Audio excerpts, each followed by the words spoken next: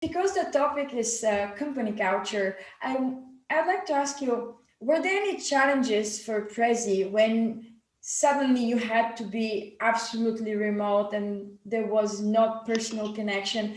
Um, how did you guys prepare for this? What are some best practices that you may want to share with our audience? The very first challenge I experienced as someone working in internal communications, that you need to be a lot more explicit in a lot of the communications that you do. That something that used to go without saying doesn't go without saying anymore. And you need to revisit the channels that you're using for certain messages, because there's so much noise, and there used to be a lot of noise before going remote. However, now if I'm only looking at, like for example, we are using Slack, we are using email, we are using Jira, for example. So if you are not finding the best places to talk to the, the people that you are addressing, then you might just create a lot more noise. And one of the things that we did, for example, seeing this, that we had company all hands, I think every 2 or 3 weeks. Then we made it weekly. This was our first thing. Every Tuesday, there's 30 minutes when the entire company is coming together. It is at a convenient time for everybody. So it's morning time for our San Francisco colleagues, and it's an afternoon time for our Europe team.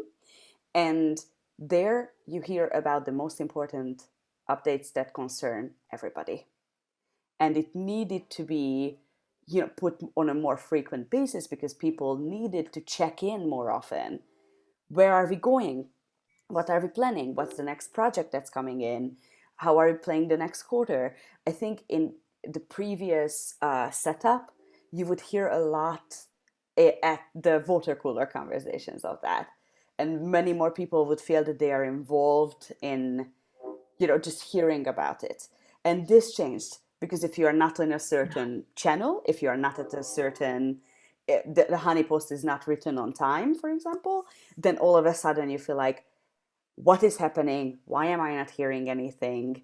And especially in the pandemic, when you felt unsure, I think uncertainty about the world, it was even easier to root those thoughts that if they are not saying it, then they are planning something, you know, which I think in a more personal setup, this kind of trust can be easy, a little easier to find than when I'm only seeing my colleagues throughout the screen. That's so true. I mean, like the communication is huge. It's so much more important and so much more the challenge. And let me add one more thing. So Prezi launched its new product in 2019, which is called Prezi Video. It's around me as well in this very call. I'm using it. So if I wanted to say hi to you, I could just type it here. And as you see, this is a product for the digital space. And so not only we were experiencing it ourselves, but our customers were experiencing the same challenges. And listening to them, what they said was a challenge for them, I think we could learn a lot from where they are at, why certain things are challenging. So, like for example, learning a new tool, in the middle of a pandemic.